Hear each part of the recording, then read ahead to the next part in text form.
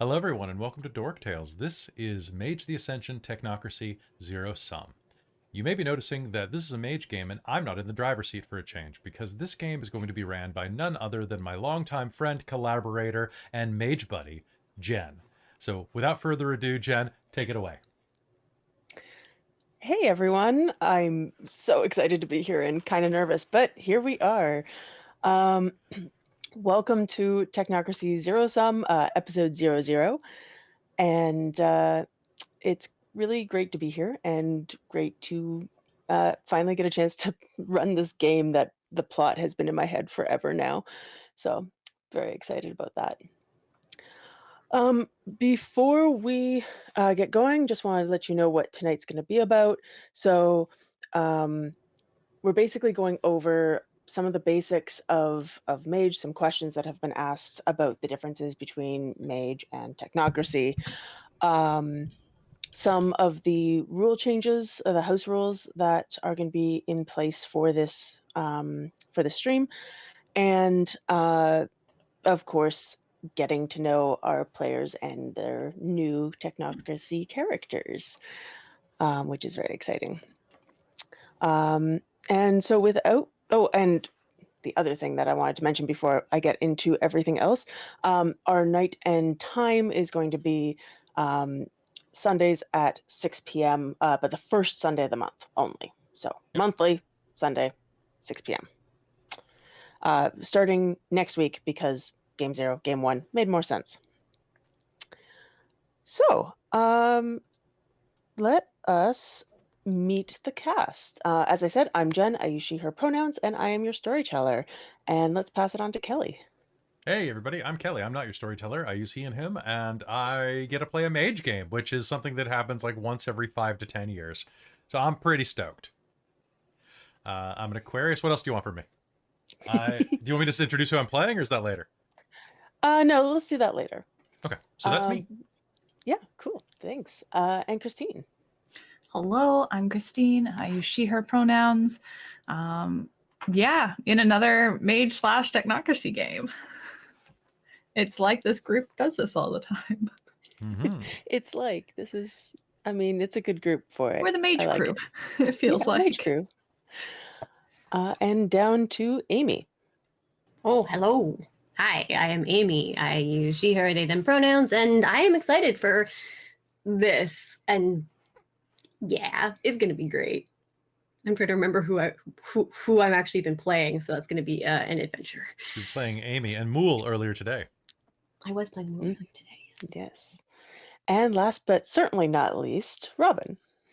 Hello, I'm Robin. I use she, her pronouns, and yeah, I'm super excited to play I've played a couple one-shots of Technocracy, and it seems really cool, and I've heard from the other mages here that's a lot of their like LARPs have been playing Technocracy, and it sounds like a lot of fun, so I'm super excited to delve into the other side and play a game under Jen, because I'm sure it's gonna be, I'm super excited.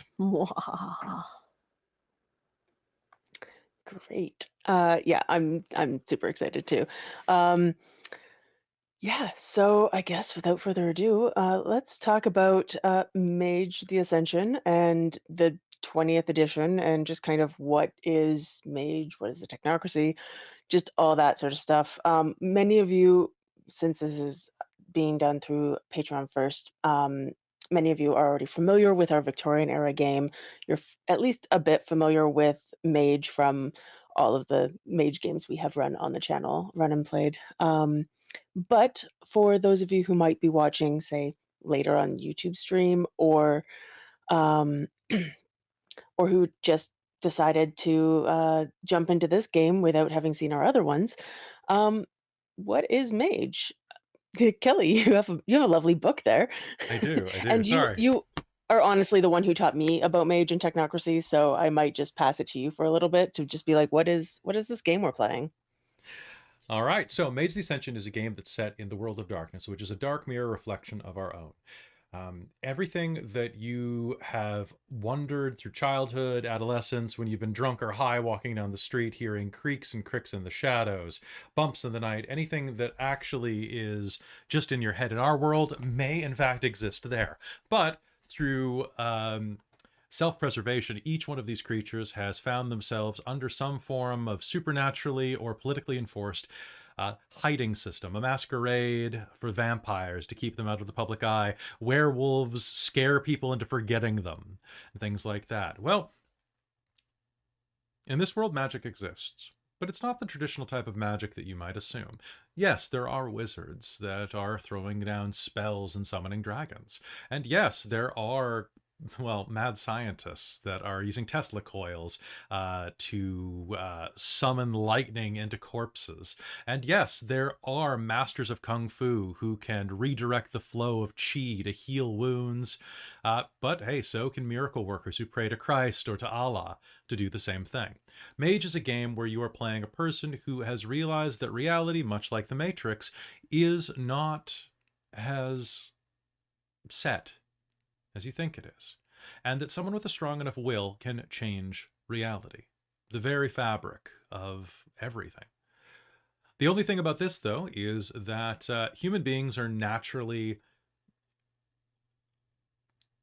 What's the phrase that we always have? Human beings are one of the only animals that have imposter syndrome. So you have phenomenal cosmic power, but your brain is a itty-bitty living space for that power. So what mages, people who awaken to this truth of reality, that it is a malleable existence, they latch onto a belief system to help them channel that, because obviously it's not you that's doing it. You're not the one that's melting the walls. You're not the one that's healing the sick. It's God. It's magic. It's kung fu. It's your yoga, healthy lifestyle, paleo diet. Whatever it is, it's what allows you to do it. And through rigorous practices, you are able to recreate these things, either through arcane means or through science, which, at the end of the day, what is science but a step-by-step series of procedures that can be used the same way every time for the same ends, much like a ritual. So Mage is a game where you are playing somebody who's awakened to this. The problem is, though, that just because you are awake does not mean that you are the only one with this power. There are a lot of rival factions, and beyond that, you are an awakened will worker. But what that means is that you have billions of sleeping will workers that have not yet awakened, and even in their sleep, they have a fraction of power.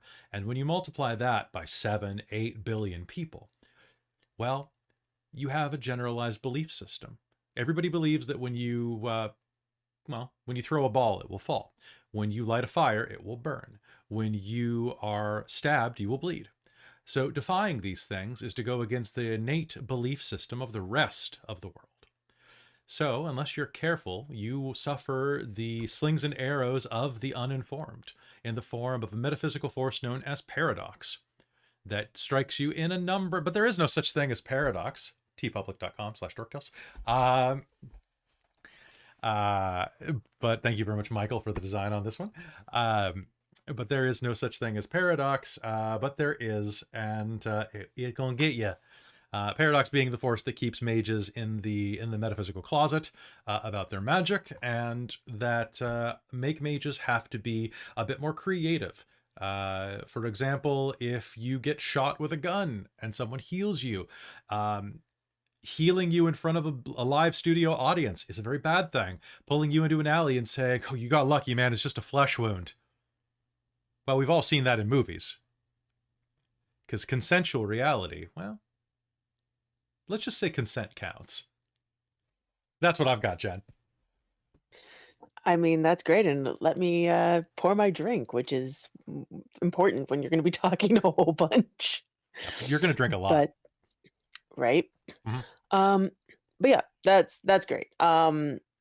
It's honestly, it's my favorite game to play and to run, really, because it's just it's the game I've been playing pretty much the longest. I think before Mage, I played I played like a Hunter the Reckoning game or two. I think a little bit of 3.5 D&D, but Mage has always just been my game. And part of that is due to Kelly. And for those of you who are aware, I've learned basically everything I know from about storytelling from Kelly. So I'm buckle up. sorry.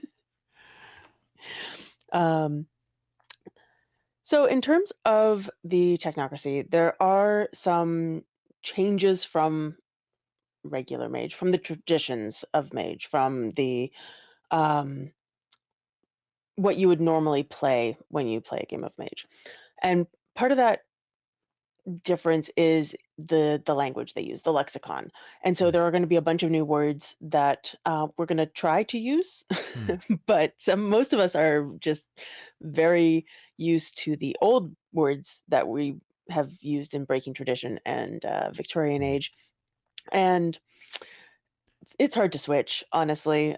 So please forgive us if we call, say, Arete, or if we call Enlightenment Arete. See, I already did it. Or if we use the regular words for spheres and stuff like that. In short, we're the bad guys. We're normally the Yeah. antagonists or the We're deuteragonists. bad guys. Duh. Yeah. I always like to say that the Technocracy is basically like corporations, like the corporation. We're the It is a man. corporation, but the people who work there aren't necessarily bad. The corporation might be bad, but the little worker bees, they're just kind of doing what they do. So while the Technocracy is always labeled as kind of terrible and evil and monolithic, it's made of people, and we're gonna play with that. Like Soylent It's gonna be Green. fun. So one of the questions that came up on the Discord that people wanted us to talk a little bit about tonight was to do with spheres and to do with magic in general, and just a general rundown on the 9 different spheres of magic that every mage can have access to, but also the differences between what the Technocracy uses and the traditions use. Because there's a couple that they seem to be just different in name, but they are actually a little different in how you think about them as well. So let's see here. Spheres. I forgot to bring up something with all the spheres. That's good of me. Where do you want to start with them? Let's start with correspondence because it's at the top. Cool. So correspondence is about space and about connections. And when you look at the kind of different levels, you can have 1 dot in the sphere up to 5 dots. It kind of works on a sliding scale. So you've got your perception. You can see space. You can see connections between things, and you move up to being able to manipulate that and to being able to do grand things like teleport as you get higher up there. And it's very good. Sorry, trying to actually pull open something so I can see what I'm looking at here. Totally. There we go. A character sheet. That's helpful. And Jen, if you ever want me to give my little like pre-memorized spiel from running Mage for 20 years and having to walk newbies through this, just let me know. It's on the macro yes, at this point.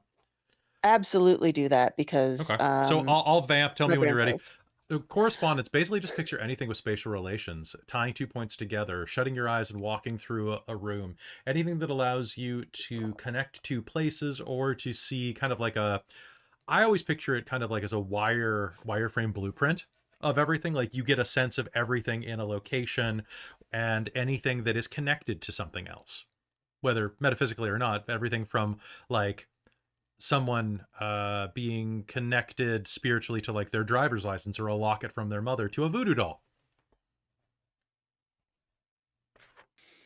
Yeah, exactly. And so then if we look immediately at data, which it tends to be what the Technocracy uses, they can use correspondence, but they also use the majority of them will use data. Also, the virtual adepts, which is a one of the traditions, they will also often use data because that's what they work with, and it's the ones and zeros, it's the binary, it's the finding those connections through accumulating data and being able to decipher it and collate it and stuff like that to find that link, right? Do you have anything else to say on that one? It's the difference between like data, the way that they work, it's different versions of the same sphere, but data functions, for example, if you're trying to track somebody, in one, you might have a blood sample, you might have a hair sample, a semen sample, some type of biological sample, or something that you could track them with. And you can still do that with data, but it's much easier to have their social security number and do it. Something that ties them to some type of information rather than a physiological component. And it's just a different way of looking at things. I'm glad I don't have it, because data it's a little bit of a twist to the old correspondence paradigm, because it didn't come out till... Well, but you're jumping into this brand new. You didn't know any different. I had Fair, actually, yeah, that's true. That's true. I'm just new to data / correspondence as a whole, so that's I true. will teach you some of the incredibly broke ass things you can do with it, and it's please do. okay. Please Correspondence 2. You touch something that is at a distance. For example, you can scry.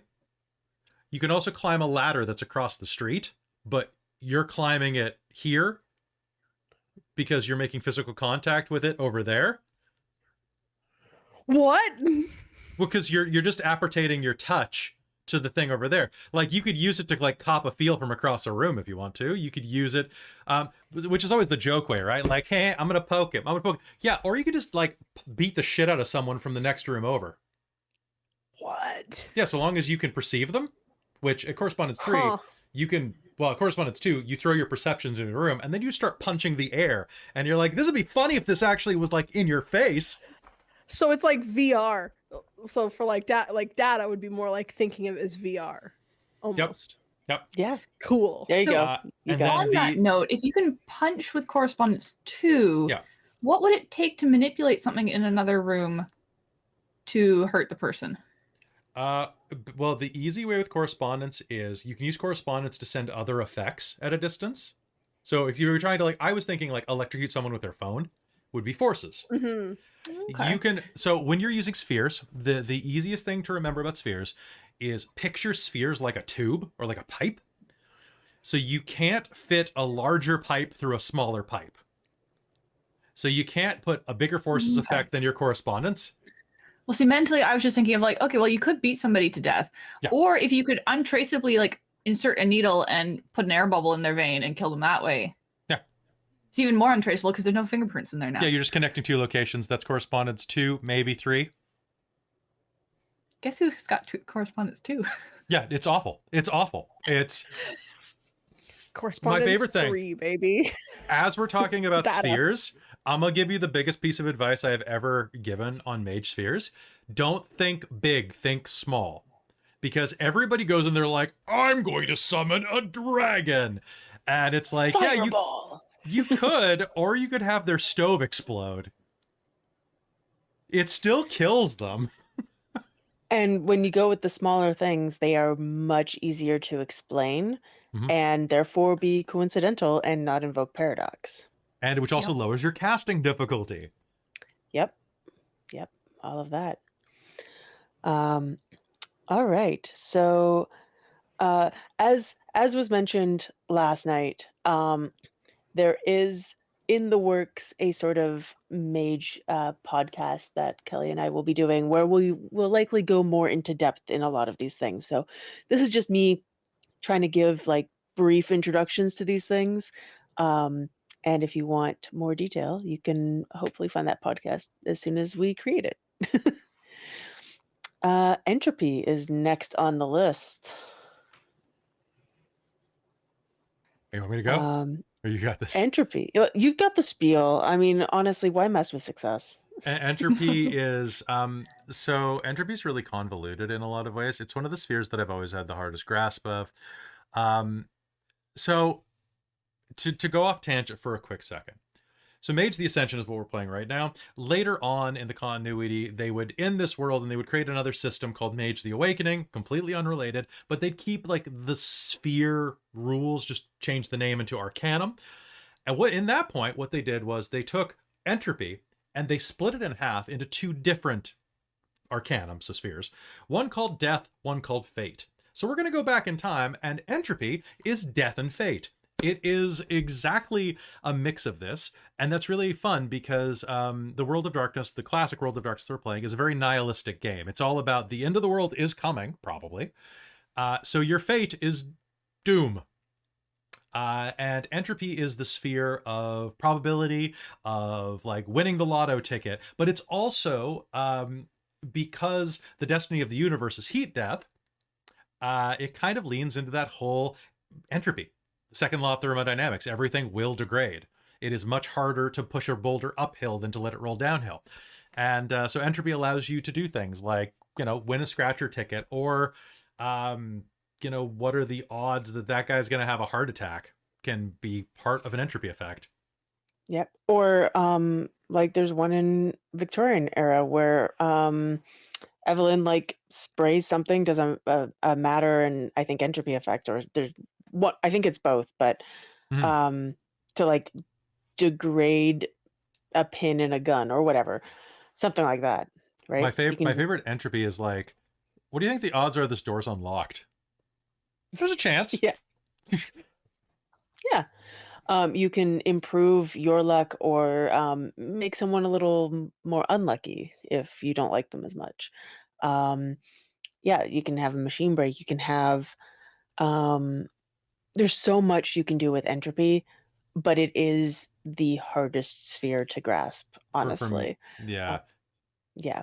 I Unless, love- well, the death side, less so, like ghosts and general death, but that whole fate probability and just the Man. chance of things. There are two routes that are just amazing to me. One is there's an entropy 5 one that is when you can start affecting thoughts, and you can start having basically like form mobs by having people's thought patterns degrade. But my favorite one is the one that makes your car never stop working, and it's called German engineering. All you have to do is say, my car is made by the Germans or made by the Japanese, if you want to go a little more modern. Or you can make something break down or run someone down to the streets by saying, hey, is that a Tesla? Right? It's the most creative sphere in my opinion, or at least forces the most creative response. But yeah, it's definitely challenging. Forces is the next one, which is honestly a little bit obvious. It's to do with forces, all the forces, all of them: heat, fire, gravity, all the good stuff. What's your forces feel? Just basically it. It also counts their negations. It allows you to manipulate them, do things to them. If you want to be Magneto, that's great. If you get up to forces 6, this is a deep cut.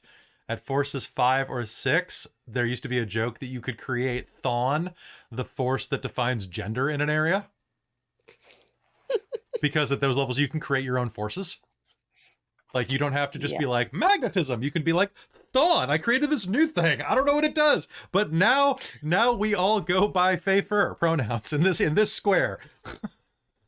Just in this Just in this square. Square. Then you go back to being whatever you are normally. But like here,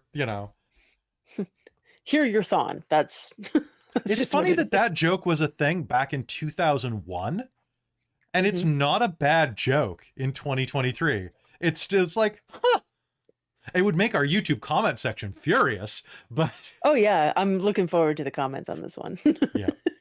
I'm going to cast Thawne in the comments, so if you comment about the pronouns at the beginning of this video, you are now using an alternative pronoun in life.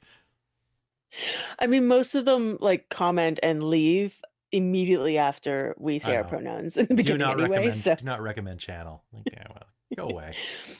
That's Forces is great. Forces is super big and boomy. Yeah.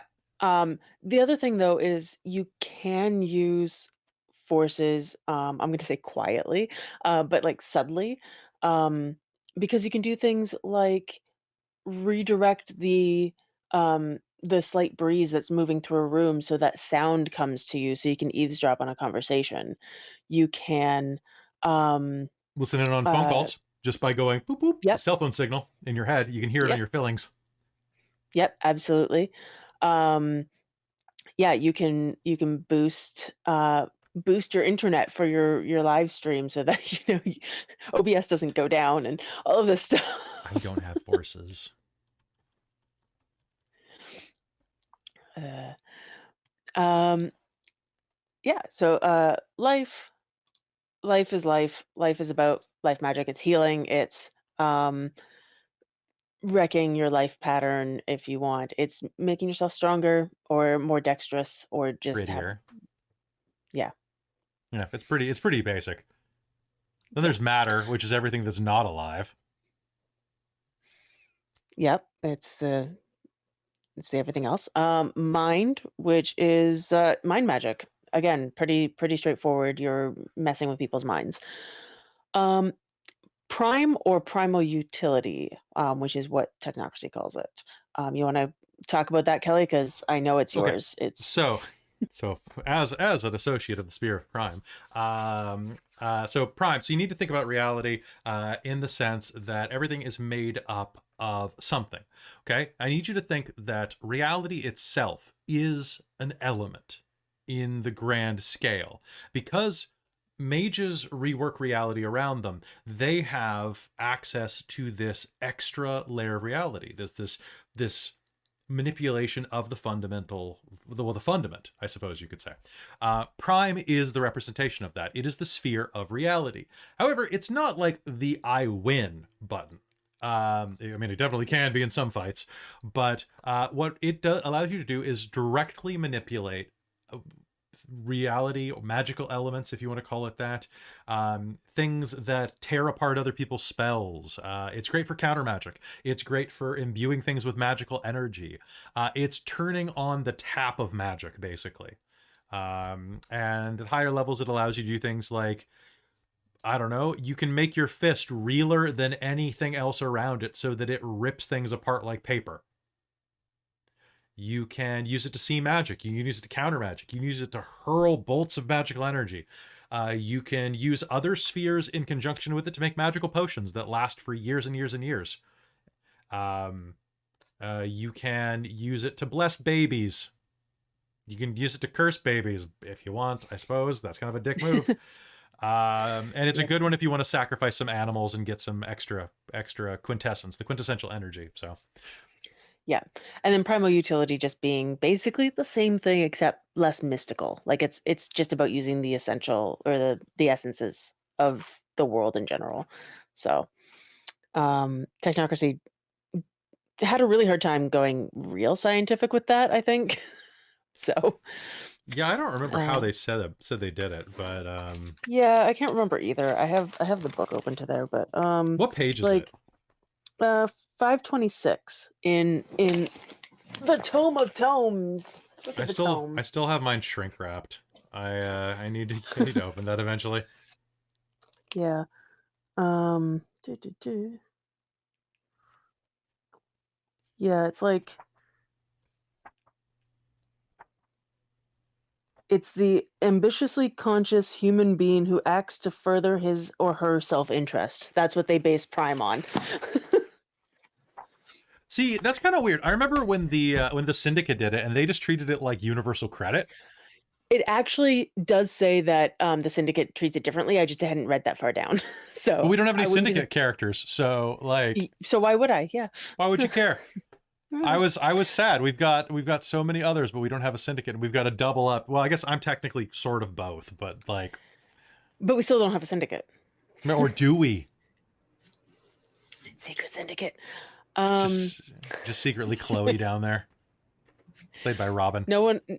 The Syndicate was like, we don't want to send anyone of ours on this mission because why would we? Obviously, they knew something in advance, and there's treachery afoot. That's true. I mean, anyway. Never trust a syndicate. Never. Come You on. just say that because you were NWO at one point. It's true. NWO, no. That's true. Team Syndicate is Windicate. Oh no, not We the can old restart that rivalry if you want, Amy. Nah, not in this one. All right, 2 more to go. Spirit in traditional magic or dimensional science in technocracy. And this is one of the other quite odd ones, like correspondence and data. I love it. So good. Do you want me to do it? Go Or for you it. got it. Okay, so Yeah. spirit basically covers. So don't think about ghosts. Don't think about spirits necessarily. Think about it as ways of describing alternative dimensions. Assume that we are on Reality Prime. We're on the main layer of reality. We're at Earth 616. Okay. But that means that it's like the inside of a croissant. There are infinite layers of reality up and down. And the further you get away, the weirder they get because they lose the anchoring effect of our material realm. Spirit is the ability to travel and manipulate to those realms. That includes the realm of the dead. That includes the realm of the Hayao Miyazaki spirited away spirits, which actually kind of exist in this. They're a couple layers away removed once you get through something called the gauntlet, which is the layer of protective membrane around our reality. So think about Stranger Things and the Upside Down. Totally, that's just the near Umbra. Umbra being the shadow, which is, Umbra is Latin, Greek? Latin, right? It's Latin. Yeah. It's Latin, This yeah. one. Latin for I don't know. shadow. So the shadow of our reality. So there you go. That's spirit. Dimensional science is just that, but it's more dimensional. If you've seen the show Sliders, I based an entire campaign off of a chronicle off of Sliders using dimensional science. It's dope. Yeah, absolutely. And then time magic, very simple. Once again, you're messing with time. That's about it. If it's level 1 time magic, you can probably do things like have perfect timing on something, or get through all of the red lights on your way to work, Dance off. stuff like that. Anyways, so there is a as fast as we could kind of make it, brief rundown of the spheres. And the last thing I wanted to kind of talk about before we get into game specific stuff is just the concept of paradigm. And sorry, Kelly, I am going to toss it to you one more time because Sure. you're good at this. What do you want from me? So set me up. Just okay. So what is a paradigm, and um, how does a tradition mage paradigm necessarily differ from a technocracy paradigm So they've changed this in a little general? bit. In the last couple of editions, they've kind of moved a little further away from this, but the basic thing is more or less the same. So like I said before, humans have a really hard time of adhering to the idea of having personal cosmic power. It's a little too big for them, and it's too much to stomach right off the bat. So they find themselves in a belief system. Now, there are a myriad number of belief systems. If you join one of the 9 mystic traditions, there are 9 paradigms there, belief systems. One is hermetic wizardry. You believe that spells, Eye of Newt, Bat Guano creates a fireball, stuff like that. Okay, so that's a lot of hermeticism, traditional wizardry. Then the Celestial Chorus prays to a being that is greater than them, usually a monotheistic being, but could be a pantheon. A lot of times it's the Christians, the Muslims, the Jews, who are drawing primarily from this, and they are borrowing from a greater god. But maybe you have a lot of gods. Maybe you believe that all life is natural and sacred, and you draw from the old ways. The witches, the druids, those probably are members of a group called the Verbena. The Virtual Adepts are a group of technocratic mages who bailed when they killed, when the Technocracy killed Alan Turing. Back during in the conclusion of World War II, and they believe that everything is data. They believe that the world is a matrix of data, one might say. The Society of Ether are mad scientists who escaped the Technocracy in the 1800s when their theories were disproven. Let's see, what other paradigms do they have inside? They've got the Dream Speakers, who they have a new name in Mage 20 that is escaping me at the moment. But Yeah, me too. I forget what it is. It is an actually more authentic name, but they are Animus. They are a group that believe that everything has a spirit or is a spirit and can be communicated with. Be it the spirit of your car to the spirit of an ancient temple or a rock. Everything has a spirit inside of it. The Euthanatoi, or Chakravanti, are a group of originally thuggy mystics who believe in the wheel of karma and do everything they can to prevent it from sliding over into the sixth age of humanity, which will bring the apocalypse. They do this by killing serial killers and other awful people because reincarnation will give them a second chance. But this life is too far gone. Besides that, there's also the Dream Speakers are called the Dream Speakers are called the Kavadi in 20th. Thank you. I totally spaced on that. Yeah, me too. The Cult of Ecstasy is a deep favorite of mine. They believe in sex, drugs, rock and roll, and breaking on through to the other side by shattering their perceptions. And the Akashiana, or Akashic Brotherhood, as they were known in previous editions, are Eastern mystics who use meditation, kung fu, and Eastern practices to focus their minds and overcome difficulties. I think that's all 9, right? Did I miss anybody? I think so. I think you got them all. Mind, time, prime. Yeah. And then you go over to the Technocracy side, whoop, and you've got only 5 conventions. You have the you have Iteration X, which are machinists. They're the ones who build the Terminators. They believe that everything in the world comes from, or that magic works through mechanization and clockwork precision. That is how they do their magic. Be it Better, math, faster, stronger. Better, faster, stronger. Everything from Daft Punk to the Terminator to high math. The New World Order are former paladin zealots from the Renaissance that reinvented themselves into a cult of information and control and then government bureaucracy. They're spies and men in black. Look right here. They're pretty great. The progenitors used to be alchemists and sawboneses. Now they are doctors, geneticists, and gene engineers, cloners, Umbrella Corporation, etc.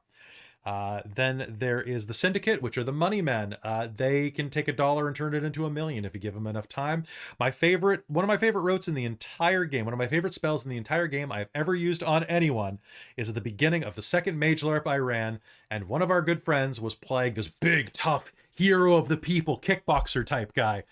And he saw that this Syndicate member was giving this person trouble on the street, and he goes and tries to stop. The Syndicate member turns at him, throws $1,000 at him and says, "Fuck off." And that was my focus. $1,000 and you go away. And he goes, okay. And just took it and walked because the mind effect was based on giving him money and it was coincidental because who wouldn't walk away for $1,000, right? I mean, a lot of people, but not that guy in that moment. I love it. Not everyone. But it's believable. Who's going to give me Paradox for that? I spent $1,000. Right. Yeah. Like a lot of people would take them, or many people would take the money and walk, which makes it believable. And then some people might not, which, if the mind effect isn't working, then that's that. But hey. And then last but not least are the Void Engineers, which are the Space Marines, Space Cadets, and other travelers of the Great Beyond. We're talking astronauts, cosmonauts, and space nauts. And also Earth, like they sure. Explore the hidden spaces of the Earth as well. They're explorers, basically. Yeah, they're explorers. They are the, if you had to pick which is the nicest of the Technocracy, it's probably the people who just want to go see the edges of reality. But at the same point, I say that and I think of all the colonized people across the universe that would probably disagree with me on that. It's true. I mean, Void Engineers are my favorite convention They're great. for reasons. But they're kind of they're the scientists who signed on with the corporation for the money, but just want to do the thing that they want to do, but they need the money to do it. So paradigm is basically your belief system and how your magic functions, because it has to be internally consistent. Yep, exactly. M20 takes a bunch of that idea and tries to lay it out in a way that somebody new to the game might be able to conceptualize it a little better. It gives options for what your paradigm might be, which for me, who started with revised and Kelly, and learning paradigm in this kind of really open-ended way, felt a little constrictive, but Mm. I've grown to kind of be okay with it. So it's not bad, and it's great for new people, honestly. Like, Hmm. okay, that all being said, moving on to kind of the game specific stuff. I want to run through some sort of house rules that are gonna crop up. Most of these are basically the same as what we've been doing in Breaking Tradition and Victorian Era. Um, the one thing I will say that we've said a few times now, Kelly and I are both very familiar with Mage Revised, the revised version of this. Mm. Christine and Amy are also fairly familiar with that as well, and um, all of us had to learn M20. So sometimes we might revert to some revised rules. We might not play exactly to M20, aside from things that I'm specifically going to mention now. Um, and that's just the way of it. We know what we're doing, and the real rule is to have fun. So we're going to go with that. Love it. That being said, exploding tens. So they are, you only get to re-roll a 10 if you have a specialty in whatever you're rolling, so your ability um, or your sphere that you're using when you're rolling for magic. And when you're rolling, we just determined this rule yesterday. When you're rolling a sphere with a specialty, so you have 4 dots in that sphere, you get an extra success, plus you get to reroll the 10 and maybe get more successes. Very exciting. We're dope. Paradox. I'm all about using paradox to be narrative rather than mechanical necessarily. So I'm using the M20 rules, which are um, kinder than revised rules when it comes to paradox. That is Um, yeah. Um, unless you botch, then it's exactly the same as revised, which is funny to ooh. me. Yep. It's Ooh. awful if you botch a magic roll, so by the way. um and there is a difference between like Victorian era and M20. Just putting it out there because Victorian era had some very specific rules in that book in terms of paradox because they use the straights rather than paradox. Um, so there are a few changes there. The additional thing that I'm kind of throwing in here is there are, due to the setting that we're going to be using, which I am being intentionally vague, just because I don't want to spoil things too early. But due to the setting, I'm adding so you have the ability to bleed off paradox. So after, if you keep your paradox low, and this is an M20 rule, if you keep your paradox, I think it's under 5, after a certain amount of time, you can start to bleed off points, and it'll start to leave your pattern. Um, However, I am also adding the potential to absorb paradox points on a time basis that I haven't quite figured out yet. So you might just gain some paradox because of some stuff that's happening. The other thing I'm adding is I'm changing. There's this idea of domino effect, where if you do multiple coincidental effects, it becomes vulgar and it becomes paradoxical. Um, and I'm kind of changing how that works, which I will let you guys know in the cast as it kind of comes up rather than right now. But I'm letting you know that that's coming up. Uh, duh, duh, duh. Rotes, if you want to. So rotes are kind of abilities and spells that you have kind of locked and loaded. You know how to do them. You've done them before. You've done them repeatedly. You are familiar with them. And in earlier editions of Mage, that would give you like bonuses to things and whatnot. The way we're using it is if you want rotes for your magic, which you don't have to, but if you have them and you want to use them, then it gives you the it negates the +1 difficulty for fast casting. So if you're trying to do something on the fly, it's a little easier to use a rote than it is to do something completely off the top of your head. And then the last thing that I have determined is this whole idea of resonance. So resonance, for those of you who are unfamiliar, is kind of the flavor of your magic. It's the flavor of how you do things, how you exist in the world.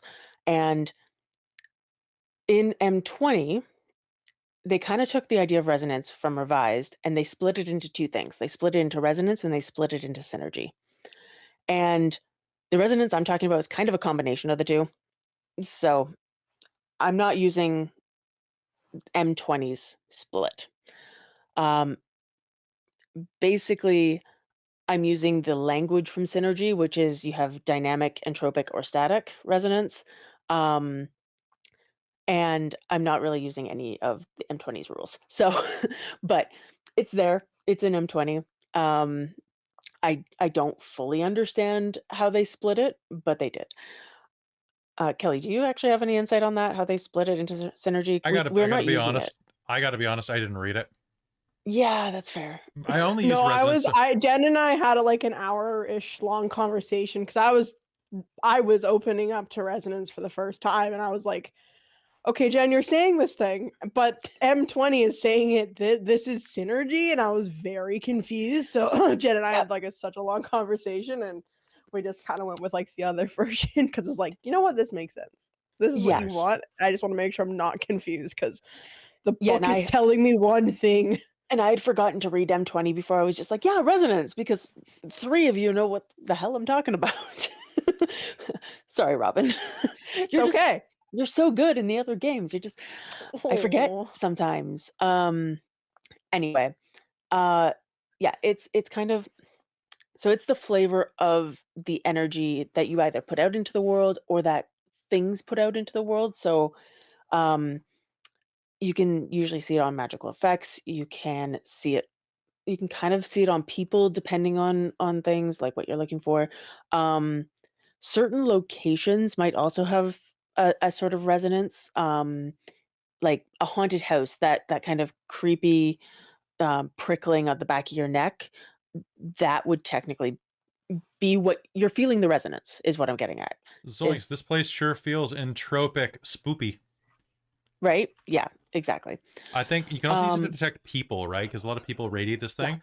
The best example of this is like, I sense the presence of someone I have not sensed in a very long time. Yeah, it's because Obi-Wan's got like 4 resonance in dynamic sassy. He really does. Yeah, You know? absolutely. Static hello sassy. there. Static hello. Oh my god. I feel like that'd be Fast entropic master. because he just makes things fall apart with that. True. In any case, yes, it's this this feeling in the world from a variety of things, from life, from magic, from all of those things. And so we are actually going to be using a modified rule for resonance. So there is a benefit to using magic in a way that kind of leans into your resonances. So you can have multiple dots of multiple different types of resonance. I think I told the players choose between 1 to 3 dots of them, and 3. you did. You've also been around a significant amount of time, so that makes sense. And so how was I doing this? So yeah, there's going to be a slightly reduced difficulty if you're leaning it. So take Josephine from Victorian Era. She has the dynamic resonance fiery, because of course she does. When she casts fire magic, if we were using this rule, then I would have, 1 less difficulty on my rolls for that, because I'm leaning into what is inherently a part of me. You may also gain resonance for particular kinds of rolls like botches or extreme successes. So, yep. What happens if you try to cast cold magic? Mm-hmm.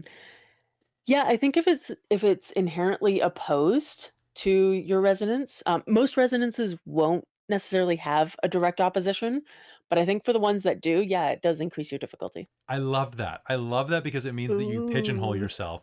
And if you want to get rid of a resonance, it takes work. Like you got to go to therapy, bro. Yep, Good thing we have a absolutely. therapist on board. You want me to Good rewrite your thing. resonances? I'll do that. What do you want? Ooh, Maybe ooh, we'll give you the boy. resonances I want. And the final rule that I'm throwing in for resonance is that I am using the resonance Jor. Jor is a resonance specifically related to death and decay and entropy, and you usually get it by killing people with magic. Yep, that is how you spell Jor. Thank you, Kelly. You're welcome. There's some people who are like, Jor? Yeah. G-O-R? G-O-R? So, if just so you're aware, that is a thing that if you kill with magic, you could potentially get dots of Jor. And Jor causes a lot of problems. The Euthanatoi generally have it, or at least used to, because part of their awakening was usually dying, and so they would get Jor by coming back from Just a the bit. dead. Just a bit, but As a treat. because they're I was going just through the gonna say that. world, they're going through the world causing these reincarnations to happen because they kill people. Um, they can collect Jor, and the more they get, the more it causes them to change. They become a little more sociopathic, a little more. They might become paler and more gaunt, and just more like death themselves. They get a dark passenger. Right. Sorry, for those who are All right, Dexter fans. Dexter. Yeah. Dexter is a great Euthanatos show. He's just a shitty Euthanatos. Yes. Absolutely. If you want a good Euthanatos movie, go watch Wanted with Angelina Jolie. It's an awful movie. Actually, it's pretty fun. But they're bad Euthanatoi, but it's a Euthanatoi movie. I remember Jen and I went to that, like back in like 2006 or whatever, and we're just like, Yep. It's Euthanatoi the movie. 100%. There are a few movies like that. has everyone here seen it? Which movie? Wanted. I've not. No, I have no idea It's what got it is. Chris Pratt getting his teeth knocked out by James McAvoy. Huh. Yeah. Yeah. If you ever want to know what the Euthanatoi are like, watch that movie. And I it's mean, got they're terrible. They're terrible Euthanatoi. But It's got Morgan Freeman. The Euthanatoi. right. Okay. So yeah, those are the house rules. And with some more specifics being given as necessary during the game. Okay, quickly before we get to characters, which is the exciting part of tonight for sure. I want to talk a little bit about the setting and just how things look in the world that you're existing in. So, first point is about the Extra Life game. The Extra Life game back in August, oof, that was a while ago, is considered our backdoor pilot. And so it's canon, but there are some things that are likely going to change as of episode 1 of this actual stream. Um, most of that will be probably character sheet changes. Some of the character sheet changes are going to be things that you didn't even know they had because they didn't use them, and so they're going to change them, and that's fine. Some things might be a little bit more obvious that they've changed, and there's going to be a few plot things that if you did watch the Extra Life game, you're just going to have to roll with, because there were things like Robin had to leave partway through that game because she wasn't feeling well, and I would like to give her a chance to actually do stuff as part of that game, sort of, in this next game. So she's going to have a whole thing where she wasn't actually with the group and stuff like that. Ooh, side mission. Yeah. So do you need to watch the Extra Life game? No, absolutely not. It's fun. It's a good game. It was fun. Watch it if you want, but you don't have to. If you just want to kind of get going with this, I'm using it as kind of a framework for episode 1. So there are things that are going to be um, brought up and kind of replayed through, but not really. Uh, and we're just gonna have fun with it. But you don't need to have watched that game. It's partially a reminder for us and me specifically, though I have to watch it again anyway. But it's one of those. Just think of it like one of those TV shows where the pilot got greenlit, but then they lost like one of the actors or something, and they had to do some sort of weird change to make everything work. So the way I think about it is, if you've ever seen the TV show New Girl, they aired the pilot with one cast, and then the one guy had to leave, and so they, rather than replacing him and being like, "No, he always looked like that," or just not like actually airing the pilot that they had already filmed and just redoing things, they basically were just like, "No, the other guy had to move out, so this new guy has moved in." That's what's And then happened. and then several seasons later, Coach came back Yeah, because absolutely. Happy Endings got canceled. It was one of the Wayans brothers. Also, if you're looking for like one of the best sitcoms, go watch Happy Endings. It only ran for like 4 seasons. One of the best things from like the 2000s. Yeah. You know what? Yeah. I'm gonna take that back because you can never tell with things from the 2000s. Watch It's that true. just be full of phobias that I don't want to advertise I like by accident. But yeah, I remember it being good. Go check it out. Seinfeld was good too. I was gonna say nostalgia's a hell of a drug, really. Yeah. Um, Yeah. okay, so that's the actual life game. The other thing I wanted to bring up was this idea of the mage meta plot and lore. And M20 does a good job of offering things for storytellers to use should they wish to, but it also does have a very condescending tone towards revised, and there are reasons for that, and there's a whole backstory to how the games were written and who likes what. um I love the meta plot because I was gonna say I grew up on revised. You As did. a player I grew up on revised, and I love the meta plot, I love the lore, I love using it, and I also know that Kelly's very familiar with a lot of it, and I like to mess with his brain. So so things like the Avatar Storm, the Ascension War, all of that, everything did happen, just the world didn't end, and it just kind of continued on. Shucks. And and for the Technocracy, a lot of that just means there's a lot of propaganda. So the Technocracy has won. Yeah, sure, sure. Um, they're putting out that message real hard. That usually doesn't mean they actually won, but they're trying. That's how they're trying to win. And so stuff's just kind of continuing on like If that, everyone believes you won, you won. right? Yeah, pretty much. So I just wanted to be kind of clear about that. Um, I will likely, I, I will likely, I am definitely pulling from the lore for some things, and that makes me very happy. And I hope that makes you very happy, players. And I hope that makes the audience interested, if not happy. I know that there are some people who are very against revised, and that's fine. But I like that comment though about like the we won. Very much follows that question that Kelly asks in every survey. What's your lie? Yeah. absolutely. Yep, that is the lie the Technocracy tells themselves. Yep. They won. Because if they actually had won, there'd be no reason for what my character does. Right? And yeah, so it's basically these characters they have come from that sort of mindset, that sort of, they have been given propaganda that the Technocracy has won, um, even though there are things like what Christine's character does and where she goes and actually like deals with the reality deviants who are messing with reality. And if we had actually won, or if the Technocracy had actually won, they wouldn't need There to. would be nothing to assimilate if we'd Yeah, already won. exactly. So So yeah, it's a lot of they're doing their best, and for the most part, they're humans living their lives.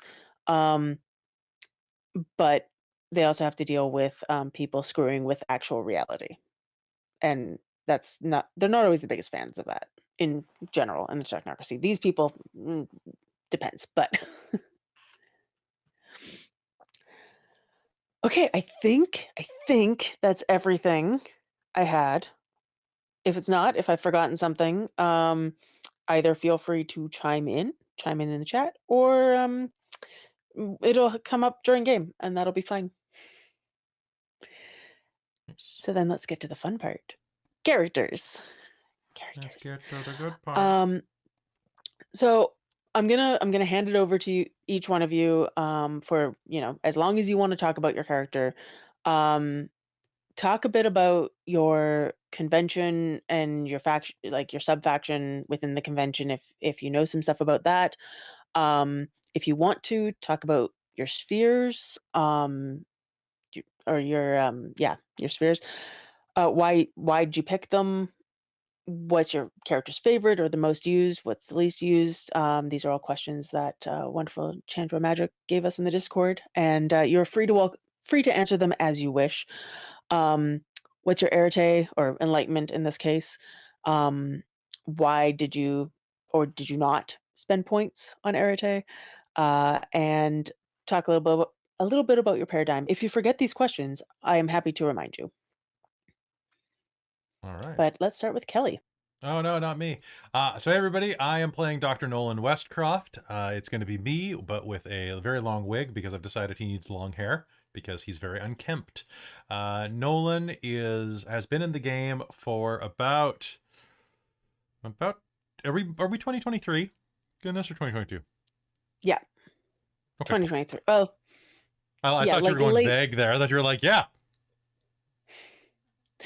late 2022, 2023, like So modern. he's been in the game for about 20 some years. He awakened, he became enlightened slightly after 9/11. He was doing a bunch of work investigating like basically terrorist psychology, and awakened shortly after that, and then got recruited and became a super spy. And spent about a decade and a half being a super spy. The concept there is that what if young Matt Berry from What We Do in the Shadows was actually James Bond? And then had an event that happened in his life where he decided to retire against the agency's wishes and is transferred into from the New World Order as an operative into the Void Engineers, where he is now a former spy turned therapist. He works for the Descartes Institute of Mental Health, and it is his job to assess people who see monsters and who go out into space and go survive real life doom. And sits down and goes, yeah, and how does that make you feel, having seen a monster eat your mother? I mean, bad, I assume. So the concept for this is basically like, what if young Matt Berry was 007, and then old, out of shape Matt Berry was Doctor Who. Like that is the transition there. So he is a character who has completely abandoned all of his previously violent methods and prefers to use psychological trickery, doses of chemicals and medication, and straight up running to get his way and to escape danger. Not necessarily a coward, but definitely a bit of a pacifist. Nolan is quite adept with things like emotional appeals and investigation, very keen-eyed, and is adept in the spheres of entropy, which he has at level 3, mind, which he has at level 3, and spirit, which he has at level 1. I chose these spheres because I rarely ever use those. Whenever I play, I do a lot of prime, a lot of time. Sometimes life forces to respond. I don't use forces very much, but I don't usually use entropy, and I wanted to challenge myself because it's the sphere that I always have the hardest time with. So I'm very excited about that. Paradigmically, he probably used to have a paradigm of the might is right because I'm the government, I can do what I want type of thing. And now it's more of a, it's much easier to nudge things than it is to completely override things. I forget what I said in my write-up. Let me just check that real quick. It was... Yeah. I love your character concept, and I am very much looking forward to him. I want that seeking, but he needs to get shaken up before he can have it. Yeah. Because this is a short run, like shorter than a lot of the other games that Kelly runs on the channel, roughly 8 to 12 episodes. We're going to see how they handle things, but I did say that they were able to purchase a seeking, which is when you go on basically a vision quest, though technocracy wise, a little different from a vision quest, but you go and you either learn a lesson or you don't, and maybe get more powerful in your magic. And so I offered the players the opportunity to spend for that early so that I could give it to them at a meaningful part of the story. So his paradigm, I just found it in the write-up, is Nice. everything is chaos, you only think it makes sense. Nice. I like that. So, yeah. So yeah, that's him. And- Is there anybody have any questions about him or anything you want me to cover? Nothing from me. I love all of the backstory stuff you gave me. And the fact that you basically were like, hey, here's this period of time when he was in the NWO, and you know what the NWO likes to do? Wipe minds. Yeah. There's a part where it's like, where you gave me, it's like, is that your real name? And I'm like, I don't know. Probably not. Do I remember it? Nah. Yep. Oh. Yeah, that's great. Let's see. Did I have think rotes Christine's picked next. out? Yeah. Did Yeah. you guys do rotes for your characters? No, I'm looking. No, I didn't even I'm think trying about to it. look for, which Not is why yet. I'm trying to decide between matter and forces for like my Nice. higher. I figure I'd have to talk through ideas with you and Jen first before coming up with Yours ones. is Mhm. life magic. It's easy, man. Like comparatively. So Well, like, more for what anytime. like I want to do with the character, right? Oh, yeah, So totally. it's had to be adjusted severely from Extra Life. Fair enough. Yeah, you built. Well, I mean, you all built very, very quickly, and so that's why I was like, if you need to make changes, please do. Yeah, Christine, why don't you tell us a bit about Sophia? All right, so I will be playing Sophia Smith. She is a progenitor, so a life mage type person, scientist. One of the biggest changes, at least image-wise, that you will have is that I have bought a new wig for it. So she's going to have a lighter pink sort of toned hair instead of the dark brown that I had in Extra Life, because I was using my pre-owned wigs at that point and was trying to go for a different look than all of my other characters that Extra Life. But dark wigs on stream are not the easiest to light, so I wanted to change it up with something else, and I quite like what I've gotten. So the character art will be great. But Sophia is a pharmacopoeist. I've changed that as well. Originally, I was going with gene engineer because I was focused a bit more on a very different type of character than I usually played, and Extra Life was a great place to explore that. But for the concept that I had of Monster Hunter, didn't really work the best for how I was imagining it. So I want to go with pharmacopoeist, which are the people who, in the progenitors, do a lot more chemistry type stuff. The progenitors are all about like drugs, potions, poisons, cures. It's all part of the pharmacopoeist's job. And as a side, I'm going with damage control group, which is a cross methodology group to deal with emergency situations. So an unknown disease breaks out or mysterious death starts piling up. She's on the people that get sent to go look into that, of which I've kind of developed her backstory, which I didn't have any backstory for Extra Life because it probably wasn't going to come up. But I've developed backstory where I'm thinking she was a relatively shy type person, fairly retiring, but had great ability to make connections and come up with solutions on the fly. And one day when she got enlightened through nebulous traumatic event, the progenitor snapped her up into enlightened science. And she is now one of the ones who gets sent out on the regular to go deal with random emergent situations that they're not quite sure what's happening. Or they might be very sure of what's happening and it just needs to be dealt with. But she is going to be a fairly shy character. In fact, I've taken those flaws. Who has seen a lot of shit in her 4 years in the organization. And yeah, I'm trying to think what else to talk about. I will be taking data, life, spheres. I currently have matter, but I'm thinking about shifting it into prime, potentially, as there's some things that does that I'm kind of interested in doing, as she's going to be an intelligence and then physicals character more than anything. So she has to be smartsy because she does all the chemistry type things and comes up with stuff on the fly. But she also has to go toe-to-toe with werewolves, potentially. So you need an ability to at least GTFO and throw a poison behind you. Yeah, throw the silver absolutely. bomb, GTFO sort of thing. Or at least throw the silver bomb accurately. Mhm. So you need a that's the certain important amount of thing. physicality for that. So yeah, I'm kind of excited to play the way it's going now. I think it'll be fun. Yay. I was looking something up, but did you talk about the difference? Like, I know you mentioned damage control. On the image that we have, it does say the deviancy scene. Did you go into the Yes. swap there?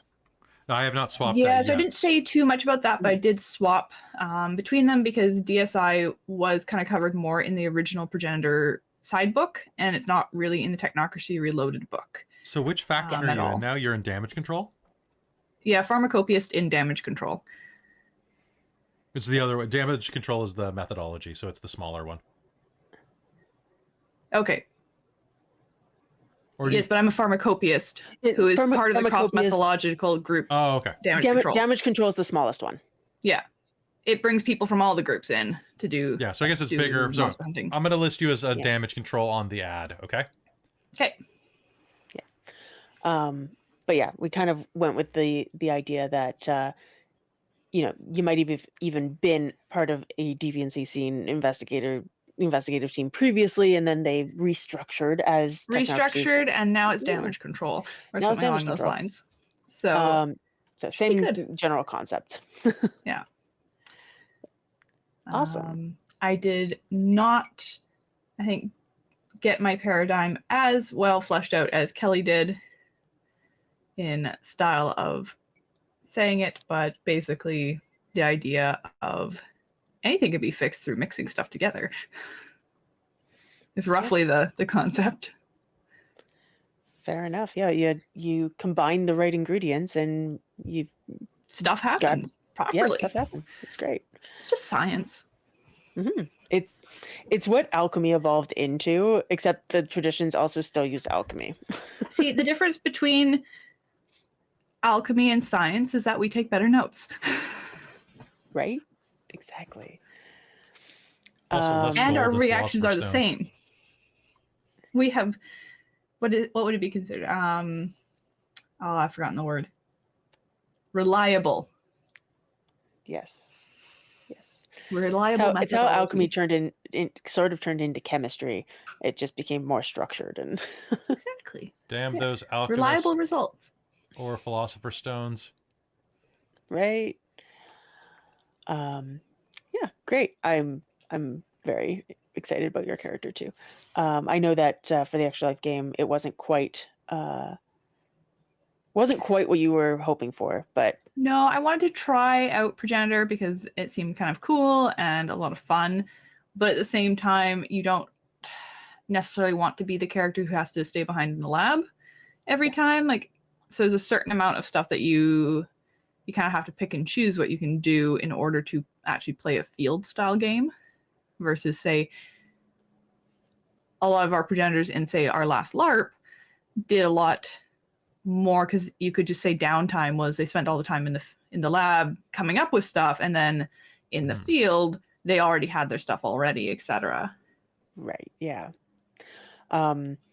I really like what Chandra Magic said in the chat. Is that, well, they won. Deviancy doesn't exist anymore, so now it's just damage control. Yeah. And that seems about right. Yeah. Great. Amy, you up? Right. Yeah, okay. I'm just like, oh god.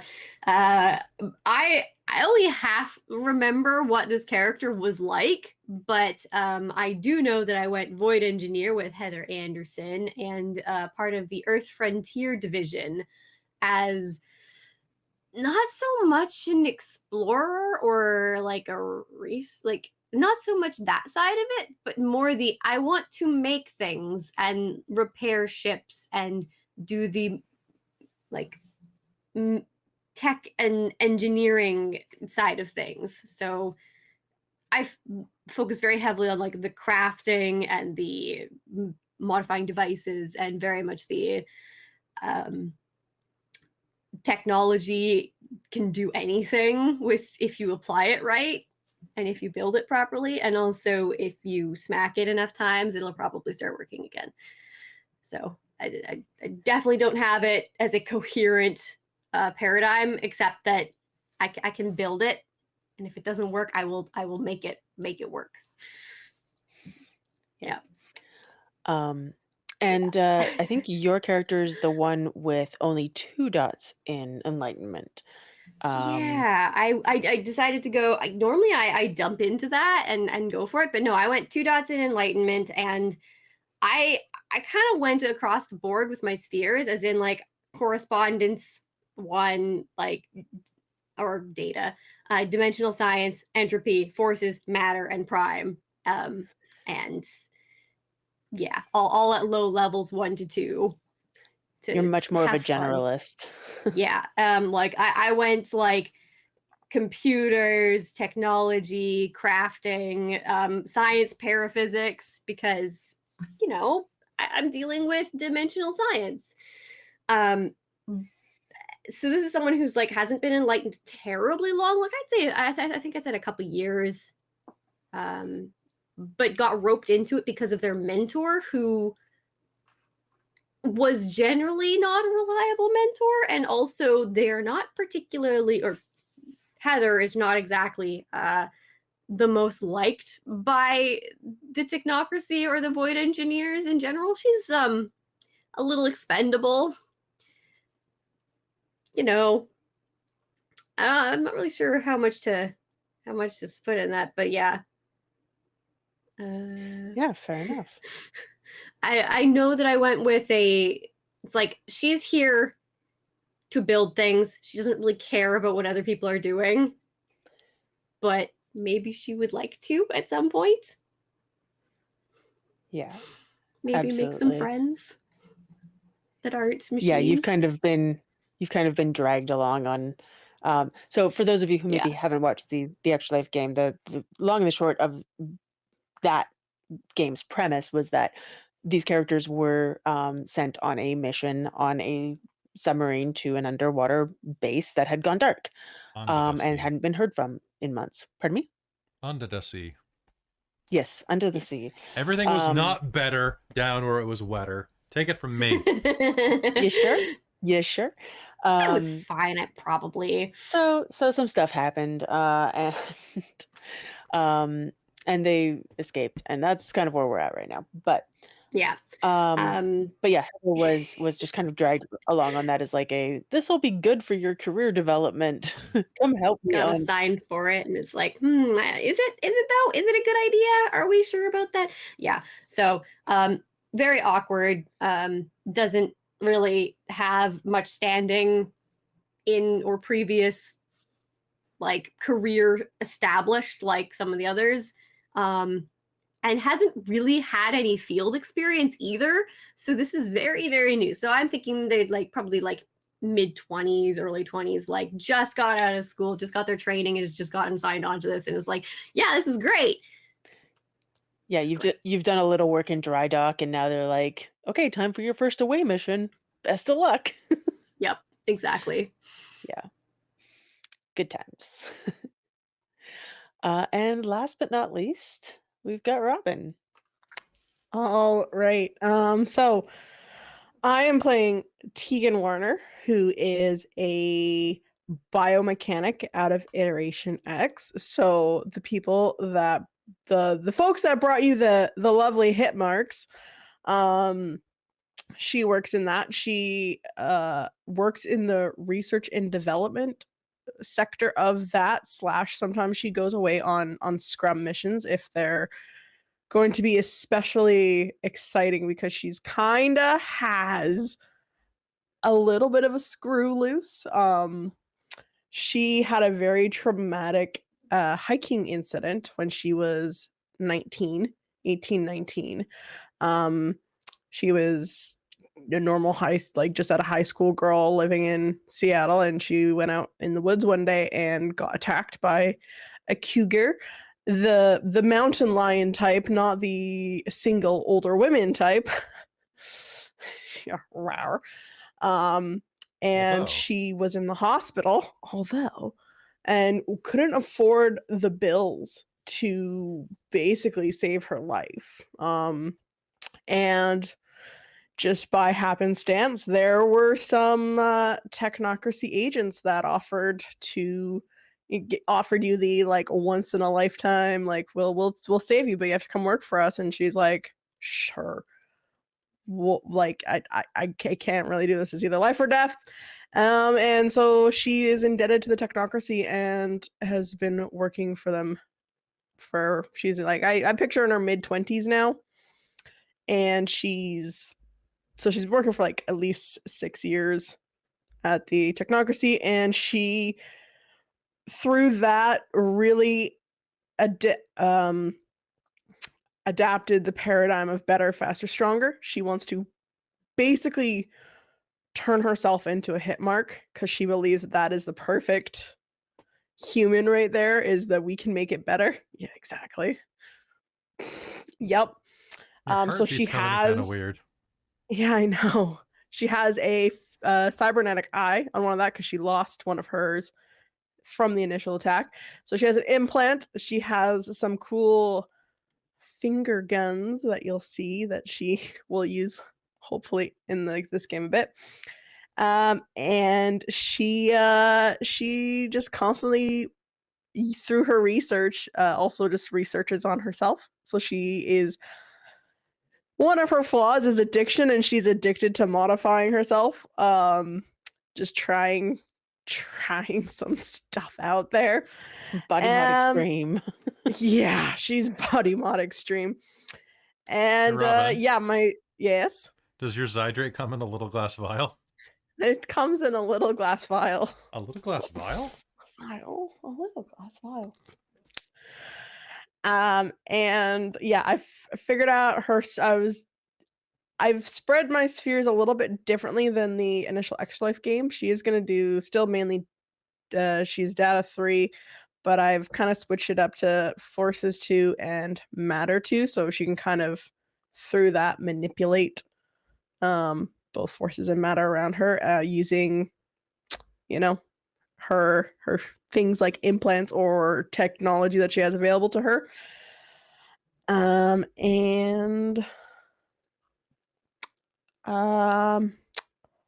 Yeah, what other stuff do you want there? One of the cool things that I can't wait to come into play in the thing is one of her merits / eventual flaws is that because of all the modification that she does, she's insensitive to pain. She does not feel pain. And I can't wait for Jen to abuse that. Oh, it'll come up.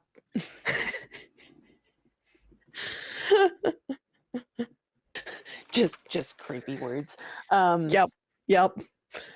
So yeah, that's Tegan. And I'm excited because it's like, yep. I'm also very excited for all the characters because for all of you, I already have like specific stuff. Christine's and Amy's are a little less defined simply because I only just got your surveys, so I haven't read through them quite yet. But I have more general things for you, so I can't wait to traumatize everyone because that's me. I love the trauma. Now I get to deal it out. Trauma Great. llama. Whee. Yeah, so I guess the last thing that I kind of wanted to mention, and I mean, it could wait till next game, but I'm going to do it now anyway. Just because we were talking a lot about the technocracy and how it runs and works and all of that, there are a couple of mechanics that. Oh yeah, Amy, did you want to, or you good? Okay. No, it was just like a side thought that I was like, oh man, if any of us are like, I was like, oh, a trauma llama. Well, I normally don't encode it. Like engineers have a rubber ducky they tell things to. What if we have a llama in the lab instead? I Oh my mean, god, I love it. my brain went there and I was like, yeah, but we don't really have anyone who's like a computer engine. I'm like, well, we The kind of do because we contestants, have the to get X contestants and for number. Cusco. Cusco's contestants. That contestants. Just like, I don't even know. My brain just was like, oh, Oh, I need to say something. And no. I was like, no, I can't say something. And then Kelly called it out and I was like, crap, no, I have to say something. So now you know about the rubber llama. Yep. Nope. We You are heard it here made better first, for folks. it. Excuse me while I make notes. I was thinking like, oh god, if Kelly's playing a therapist, what if he's got a little llama? It's like, just talk to the The llama. llama I'm not here. hand puppet. Just Yeah, talk to the llama. if you can't talk to me, talk to the hand puppet. I'm so sorry. ESL. Yep. Oh Emotional god. support llama. Yeah. Anyway, what I was saying was that there are a couple of like technocracy specific things that come up, including much like any corporate job, you're gonna have your hierarchy. You're gonna have your performance evaluation type stuff, and so there's a couple of things there that might get played with. But I did want to mention the thing that I thought was very funny now that I've gotten all your surveys, because I definitely checked this. I believe that Tegan is the highest ranking of the cast. What? How am I above? How am I below? How am I above? You haven't fucked up Ellie. as much as the others. Oh, I got reassigned, bro. Yeah. And I don't know if I like accidentally outperformed or did something for like the son of like a department head or something, but they're out for me. They do not like me. Yeah. Whereas I just went for something that was like, yeah, I'm not a supervisor level. I'm an agent, essentially. I take orders. I go where they tell me to. So I haven't been in that long, and I don't think I've fucked up, but I haven't exactly advanced a huge amount. But I was thinking I was probably near an advancement level. Yeah, probably. And Which is not quite honestly, there yet.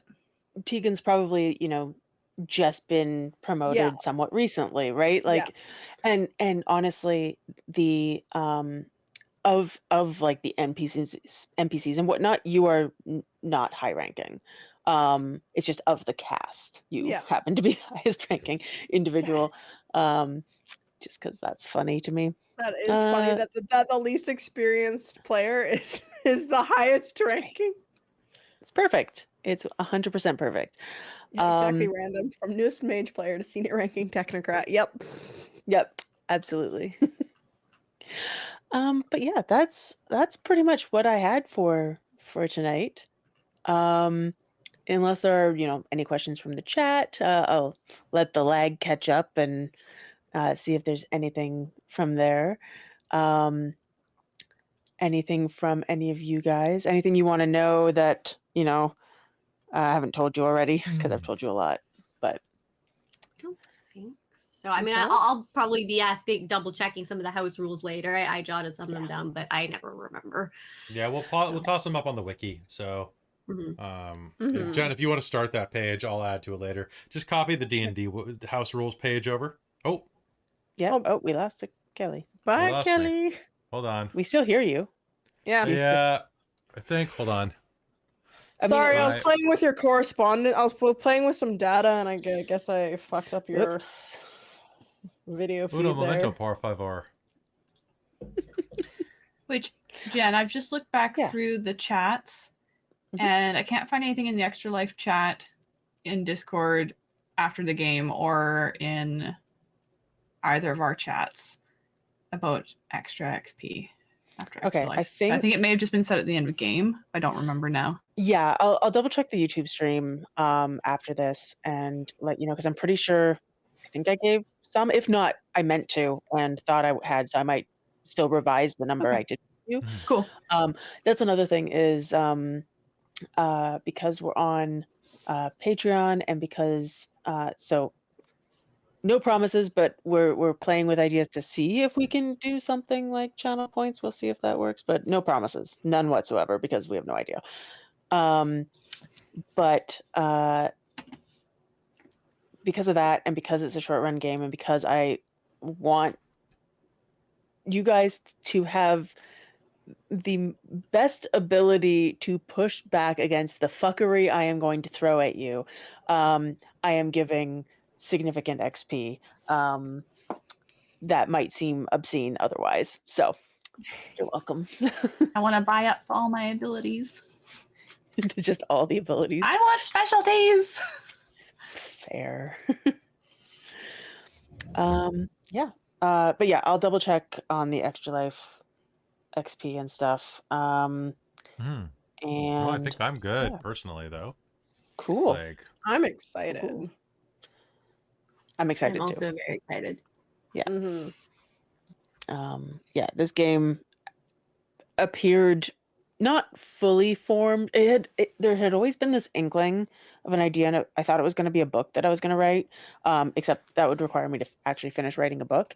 that's how they get you. Wait, it is. It's how they get you. I have the ideas. I do not have the follow through on a lot of things.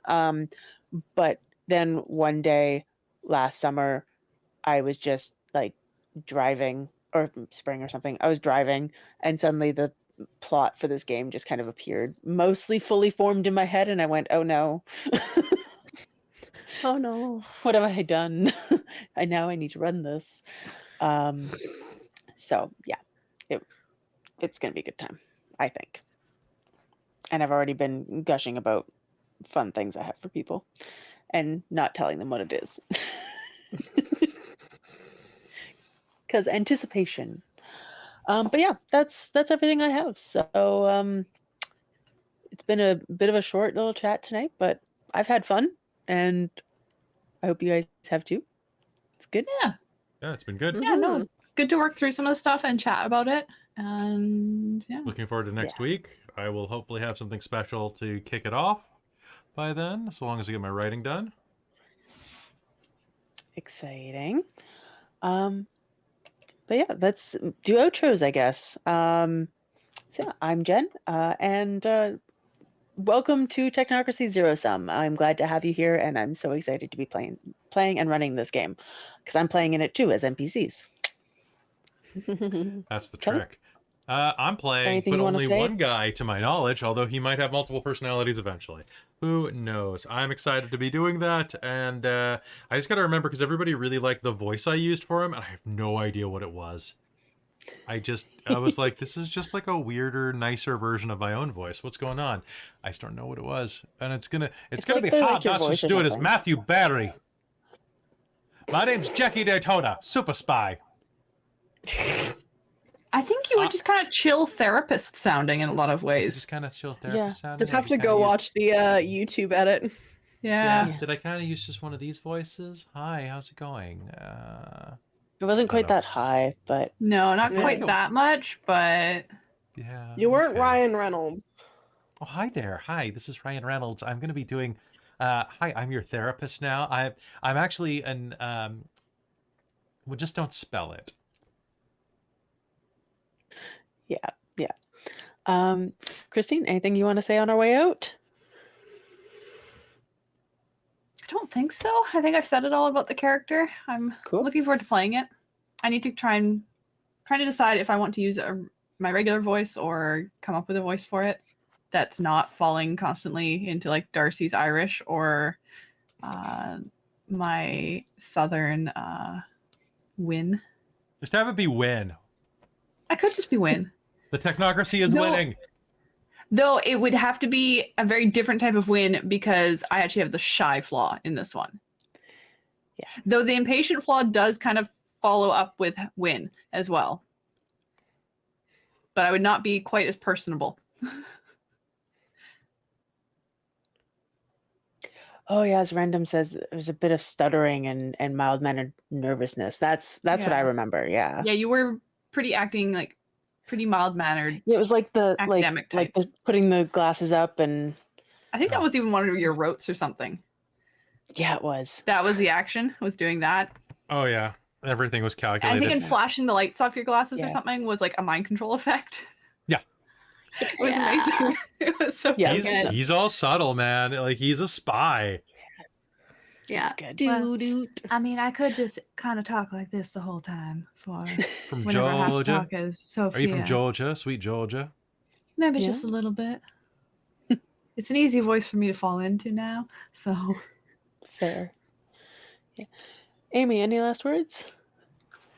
I don't know if I will even dare try accents. It is not where I'm at. I'll leave that No. all to you. I don't know. They all end up talking slightly different anyway, just because that's how the characters are. But I'm excited for this. It's going to be great. I'm going to have to double check the Extra Life video just to remember how awkward I went with it, because I know there was some awkward moments of like, Yeah. yeah. Yeah. There were also just like the Extra Life game was also on a time limit as well. So I'm glad to be able to explore a bit of things that maybe we didn't get a chance to before. Yeah. And I know that I'm going to be leaning into some of that awkward intentionally, and I'm sorry for everybody else who doesn't want to deal with that. I'm so sorry. But it should be fun overall, I think. That's but fine. I'm excited. So And in terms of accents, I also am not great at accents. I can never tell if I'm doing one or not. So best of luck to you trying to determine between my NPCs. I'll do my best. They'll have different mannerisms. just have a little Yeah, go. little hat, you mustache, have this huge glasses. stack next to pink hats. hat, I I get a headband. Is the Where- one thing that Zoom has over Ping, you could just turn on the mustache filter and be like, yes, hello.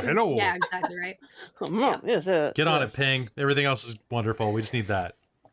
Right? Yeah. And Robin, any last words? I'm being creepy about it now. Yeah, no, it's great. Any last words? I'll have to figure out what kind of accent I want to do for this character, because I think I remember Tegan didn't really have much of an accent, and I could just go Austrian. Come with me if you No, an want to Austrian would live. have been able to pay for their health care. That's true. That's true. That's You're true. American, No, I think baby. I'll probably do. I think I'll probably just do a pretty You similar to Boston. my own Wait, accent. were you from Washington? Seattle, yeah. You don't have I'm an basically me. Just Yeah. chew bubblegum really loudly. That's basically. Please not. No, into because the then that mic. gets in all my I will cyber frenzy. attack. I will frenzy as a Yeah. human being. Yeah, no, I would also. I besides gum and cybernetics, nah. Nope. Gum up the works, right? Yeah, Hmm. exactly. Well, you probably like aren't able to have gum anymore. It's like when something is that something like you used to have? It's like, oh man, can't do it anymore. Do you have the Probably. same reaction that Vision had in WandaVision? Oh my god, yes. I'm just envisioning Heather like offering Tegan gum. Just be like, yes. So good. Oh my god, amazing. Yeah. But yeah, no, I'm really looking forward to this. As it's been hinted, we have art that we're getting done, and I've seen the very base of my character, and I'm super excited. I've changed her costume from Extra Life. I'm really going with the like kind of badass punchy person, so I'm going with like the black fake leather jacket for this character instead of like the white blouse I was wearing. So I'm going for more of a badass look for Tegan now. I'm just excited. I just realized that I think out of all of us, I'm gonna have the least changes from my extra life costume because I have nothing to. There's nothing I want to change. I'm like sticking to the same wig. I'm probably gonna Yeah. even pull out the same jacket. Like yeah. I'm only changing my wig. The jacket's gonna stay. I'm gonna Yeah. change it to undershirt because I wore a black shirt in that one. I'm gonna wear probably a tank top instead. No, I think Yeah. I think I'm gonna probably stick with almost the identical. Yeah. Cool. Well, I guess my last words is can everybody remind me of their Rattray ratings, just or their enlightenment? 3. Right. Okay. And Robin, what's your Mhm. permanent paradox? My permanent paradox is 2. Okay. Cool. Does anybody else have any permanent paradox? No. I don't think I Okay. did it back in the last game. I used equipment, my requisitions, Yep. which I need to go watch and look and see what I had left over from that. Yeah. Oh yeah, that's something that yeah. I'm swapping out is that I'm getting rid of my requisitions. I've decided that I didn't really use it much, I don't think. And if I did, I would like it just didn't feel like it fit. I'm pretty sure I had you had guys- armor. Yeah. I had you guys Yeah. roll requisitions at the beginning to like give Yeah. you the ability to have I stuff. had armor and a werewolf taser. Yeah. So I kind of want to keep those. Yeah. Like werewolf absolutely. shaped or? No, it was one that actually tasers werewolves and works. Calibrated for werewolf. Yep. Yeah. Oh, woo. So I swapped that out, and I swapped that out for certification firearms. For she can shoot a gun, and she's certified for it. Robin? Yay! Can I ask you a Yes. question? Sorry, I was just Yes. checking my messages, and I have a message from the artist that's doing your art right now. And they Ooh. ask, the only thing I want to ask is regarding the robot eye. Is it only green, or does it have those lines like we see in sci-fi movies? It's yellow. First off, it's yellow. Okay. I put that in the reference, so just make Okay. sure it's yellow. And yeah, let's have the lines on there. I don't have that for the contacts, but I did kind of imagine those lines. Yay, art. Yee! Look at that timing. Yeah. Cool. Is that everything? You good? Yeah. Awesome. I guess we should do the thank yous. Gotta do thank yous. You have those. I don't. So All right. So presently, at this current juncture, as of January 29th, 2023, we have to thank the following patrons for all of their generous support. First off, all of you, because Dork Tales could not exist without you all right there. That's why we're running this here at 133 patrons this month. Reminder that if we had 150, so encourage your friends, don't leave. And stick around, even at the $1 tier.